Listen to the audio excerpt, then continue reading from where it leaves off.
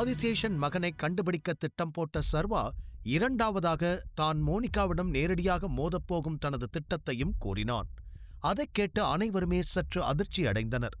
ஒவ்வொருவருக்கும் பல கேள்விகள் இருந்தாலும் டைகரை எதிர்த்து யாரும் கேட்கவில்லை. அவன் யோசித்துதான் முடிவெடுத்திருப்பான் என நினைத்தவர்கள் ஒருவரை ஒருவர் மாறி மாறி பார்த்துக்கொள்ள, ஓகே டைகர், இதுல நான் உனக்கு என்ன உதவி பண்ணணும் என்ற அமைதியை உடைத்து முதல் கேள்வியை கேட்டார் கரிகாலன்.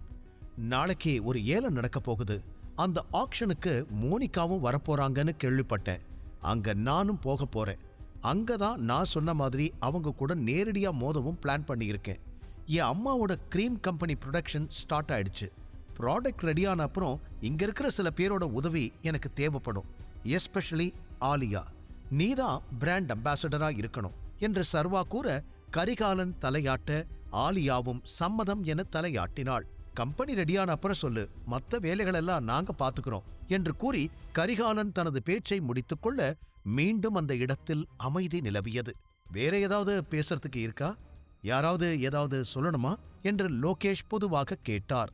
அதற்கு ஆம் என்பது போல் தலையாட்டிய விக்ரமன், ராஜனோட சாவை பத்தி பேசணும் என்று அவர் கூறியதும் அனைவர் முகமும் மாறியது. அதை பத்தி என்ன பேசணும் என்று லோகேஷ் புரியாமல் கேட்டார். பெருமூச்சுடன் அனைவரையும் நிமிர்ந்து பார்த்த விக்ரமன், ராஜனோட சாவு ஒரு கொலை என்று அவர் கூறியதும் இந்த பக்கம் சூர்யாவிற்கு இதயத் துடிப்பு எகிரியது. மற்றவர்களும் இதைக் கேட்டு அதிர்ச்சி அடைந்து கண்கள் விரிய பார்த்தனர். விக்ரமன், என்ன பேசிக்கிட்டு இருக்கீங்க நீங்க என்று லோகேஷ் அதை சத்தமாகவே கேட்டுவிட, அதற்கும் ஆமாம் என்பது போல தலையாட்டிய விக்ரமன், நான் உண்மையத்தான் சொல்றேன் என்றார். அடுத்ததாக கரிகாலன், கொலேனா? அதை யார் பண்ணது என்று கேட்டவருக்கு கோபத்தில் ரத்தமெல்லாம் கொதித்துக் கொண்டிருந்தது. கொஞ்சம் பொறுமையா இருங்க கரிகாலன் என்று மற்றவர்கள் அவரை சமாதானம் செய்ய, விக்ரமன் சர்வாவை பார்த்து, இதுக்கு மேல டைகரால மட்டும்தான் பதில் சொல்ல முடியும், என்கிட்ட கேட்காதீங்க என்று கூறிவிட சூர்யா சர்வாவை திரும்பி பார்த்தான். உள்ளுக்குள் மிகவும் பயந்து போயிருந்தான் சூர்யா. அந்த இடத்தில் சூர்யா, சர்வா இருவருக்கு மட்டும்தான் ராஜனை கொலை செய்தது யார் என்று தெரியும். ஆனால் அது மற்றவர்களுக்கு தெரிய வந்தால் அனைவரும் சர்வாவையே பார்த்து கொண்டிருந்தனர். உண்மையான கொலைகாரன் பெயரை தெரிந்து கொள்ளும் ஆர்வமும் கோபமும் அவர்கள் முகத்தில் அப்பட்டமாக தெரிய, பேசுவதற்கு முன் சூர்யாவை ஒருமுறை திரும்பி பார்த்தான் சர்வா. அவன் முகத்தை வைத்தே அவன் இப்போது என்ன எண்ணத்தில் இருப்பான் என்பது சர்வாவிற்கு தெளிவாக புரிந்தது. அதனால் விக்ரமனை பார்த்தவன், என்னால கில்லர் பெயரை சொல்ல முடியாது என்று கூறிவிட நிம்மதி பெருமூச்சு விட்டான் சூர்யா. கூடவே சர்வா ஏன் என் அப்பா பேரை சொல்லல என்ற கேள்வியும் அவனுக்குள் இருந்தது. சர்வாவிற்கு கூட இப்போது பெயரை சொல்லாமல் மறைப்பதில் விருப்பமில்லை. ஆனால் உள்ளுக்குள் அவனையும் மீறி ஏதோ ஒரு உணர்வு அவனை அதை சொல்ல விடாமல் தடுத்தது. ராணாவின் பெயரை கூறினால் அது சூர்யாவிற்கு பிரச்சனையாக மாறிவிடும். கூடவே டைகர் குரூப்பும் இரண்டாக உடைய வாய்ப்பிருக்கிறது என்று பல கோணங்களில் சர்வா சிந்தித்திருந்தான். எத்தனை யோசனைகள் அவனுக்குள் ஓடிக்கொண்டிருக்க, டைகர், எதுக்காக என்கிட்ட உண்மையை மறைக்கிற? யார் அது? சொல்லு என்று லோகேஷ் மீண்டும் கேட்டார்.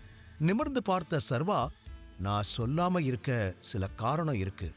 என்னால் அந்த காரணத்தை இப்ப உங்ககிட்ட சொல்ல முடியாது. நேரம் வரும்போது எல்லா உண்மையும் உங்களுக்கு தெரிய வரும். என் மேல நம்பிக்கை இருந்தா அமைதியா இருங்க என்று சர்வா தனது பேச்சை முடிக்க, ஓகே டைகர், உம்மேல நம்பிக்கை வைக்காம நாங்க யார நம்ப போறோம்? நீ சொல்லு, அதுக்கப்புறம் அவனை என்ன பண்றதுன்னு நாங்க முடிவு பண்ணிக்கிறோம் என்று கைகளை முறுக்கிக் கொண்டே கரிகாலன் கூற தலையசைத்தான் சர்வா. ஒருவேளை அதுவும் ஆதிசேஷனாய் இருக்குமோ என்று லோகேஷ் திடீரென கேட்க, உடனே இல்லை என்பது போல தலையாட்டிய சர்வா, இந்த டாபிக்கை இத்தோட விட்டுடுங்க. நான் சொன்ன மாதிரி நேரம் வரும்பொழுது இதை பத்தி நம்ம முழுசா பேசலாம் என்று சர்வா மீண்டும் தெளிவாக கூறிவிட, அதற்கு மேல் யாரும் பேசவில்லை.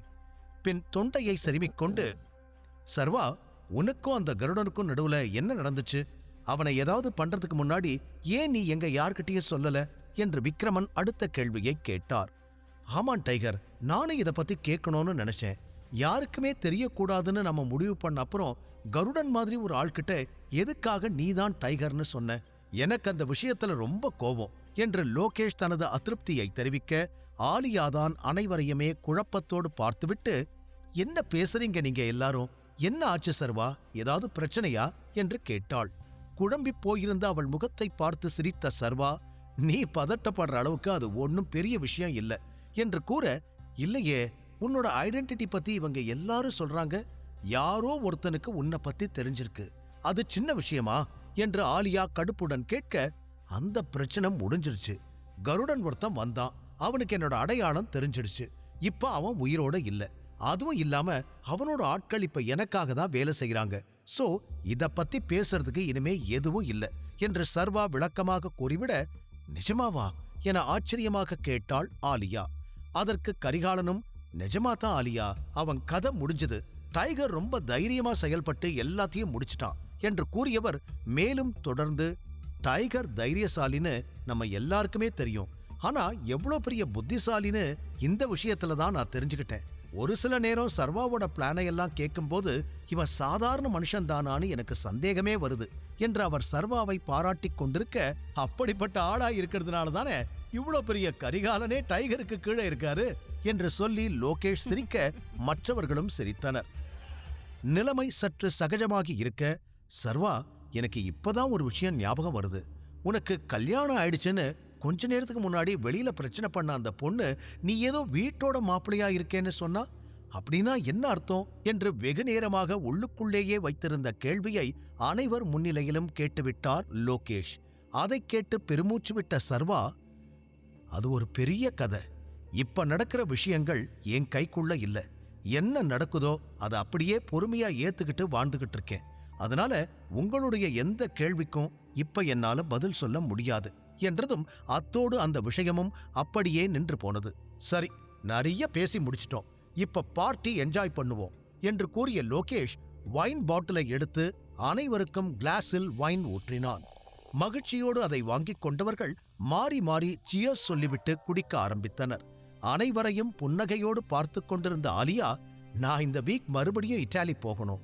அண்ட் உங்களுக்கெல்லாம் ஞாபகம் இருக்கான்னு தெரியல, டைகருக்கு ஒரு பெரிய ஃபுட்வேர் கம்பெனில ஷேர் இருக்கு என்று கூறியதும், அப்படியா என ஆச்சரியமாக கேட்ட லோகேஷ், விக்ரமன், உங்களுக்கு இந்த விஷயம் தெரியுமா? ஏன் இதை பத்தி நீங்க என்கிட்ட சொல்லவே இல்லை என்று கேட்டார்.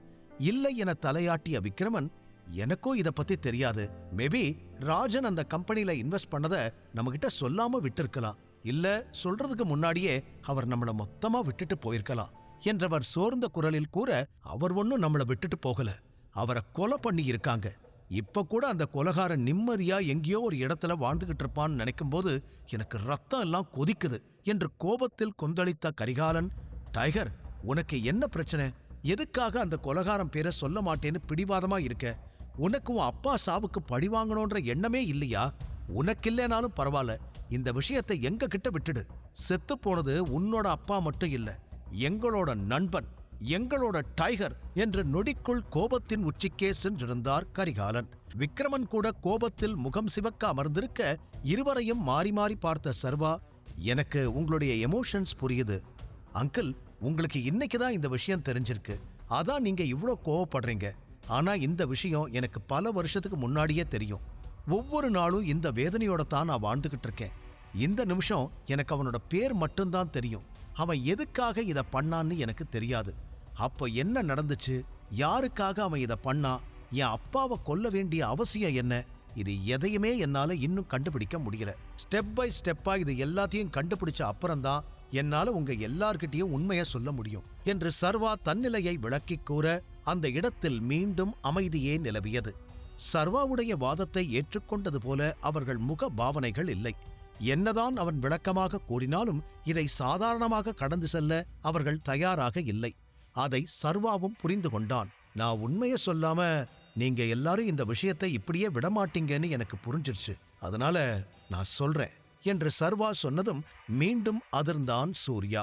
அந்த கொலைகாரன் என்று ஆரம்பித்த சர்வா ஒரு நொடி தயங்கிவிட்டு, அந்த கொலைகாரன் இப்போ உயிரோட இல்ல, அவனும் செத்துட்டான் என்று சர்வா சொல்ல மீண்டும் அனைவரும் அதிர்ந்தனர். செத்து போயிட்டானா? எப்படி என வேகமாக கேட்டார் கரிகாலன். இந்த முறை கடுப்பான சர்வா, எனக்கோ அது தெரியாது, அதை கண்டுபிடிக்கத்தான் நானும் ட்ரை பண்ணிக்கிட்டு இருக்கேன் என்று அடக்கப்பட்ட கோபத்துடன் லேசாக குரல் உயர்த்தி சொல்ல, டைகர் கோபமானதை புரிந்து கொண்ட கரிகாலன் பெருமூச்சுடன் தன்னைத்தானே நிதானப்படுத்திக் கொண்டு, சாரி டைகர், உனக்கு எப்ப சொல்லணுமோ அப்பவே சொல்லு என்று கூறி அமர்ந்து விட்டார். மீண்டும் அனைவரும் அமைதியாகவே இருக்க, எல்லா முக்கியமான விஷயத்தையும் பேசி முடிச்சிட்டோன்னா கொஞ்சம் எல்லாரும் ஜாலியா இருக்கலாமா என்று கேட்ட சர்வா அந்த இடத்தின் சூழலை மாற்ற முயன்றான். அனைவரும் தலையாட்டி அவர்களுக்காக ஏற்பாடு செய்யப்பட்டிருந்த உணவை வரவழைத்து சாப்பிட ஆரம்பித்தனர். அனைவரும் சிரித்துப் பேசி ஜோக் அடித்துக்கொண்டு மகிழ்ச்சியாக இருக்க, பயந்து போயிருந்த சூர்யாவால் மட்டும் அவர்களோடு ஒன்றாக கலக்க முடியவில்லை. வெகு நேரம் அப்படியே இருந்தவன் சர்வாவை பார்த்து தனியாக பேச வேண்டும் என சைகை செய்தான். சர்வா அதை புரிந்து கொண்டாலும் புரியாதது போல நடித்தான்.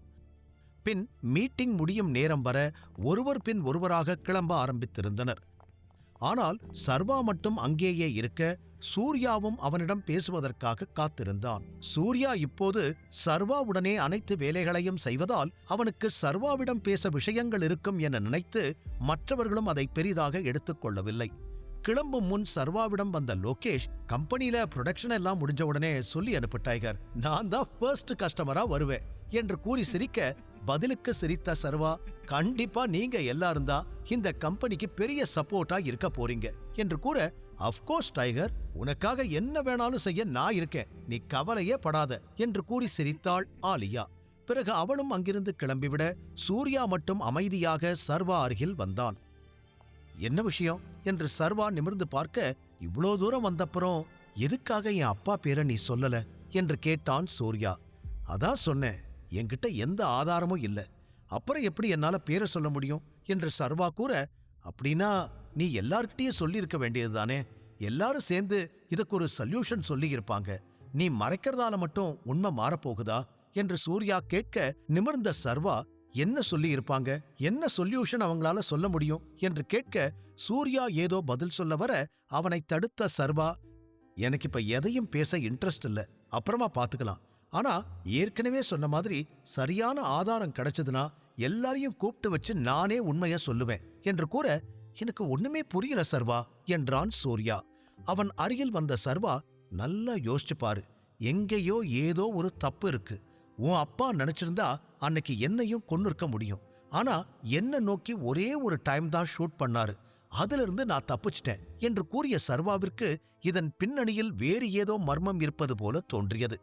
நீ இவ்வளோலாம் யோசிச்சு என் அப்பா மேல கருணை காட்ட வேண்டிய அவசியமே இல்ல சர்வா, ஒரே ஒரு புல்லட்னாலும் அதுவும் உன்னை கொலை பண்றதுக்காகத்தான், சோ இதுல நீ யோசிக்க எதுவும் இல்ல, எல்லார் முன்னாடியும் நீ இன்னைக்கே உண்மைய சொல்லாம தள்ளி போட்டா அவங்க எல்லாரும் நீ இதை எனக்காக தான் பண்ணேன்னு நினைப்பாங்க, நடந்த எல்லாத்துலயும் எனக்கும் பங்கு இருக்குன்னு என்னதான் தப்பா நினைப்பாங்க என்று சூர்யா சொல்ல, அந்த ஒரே காரணத்துக்காக தான் இப்ப நான் உண்மைய சொல்லல என்று சர்வா கூற, சூர்யா இன்னும் குழம்பி போனான்.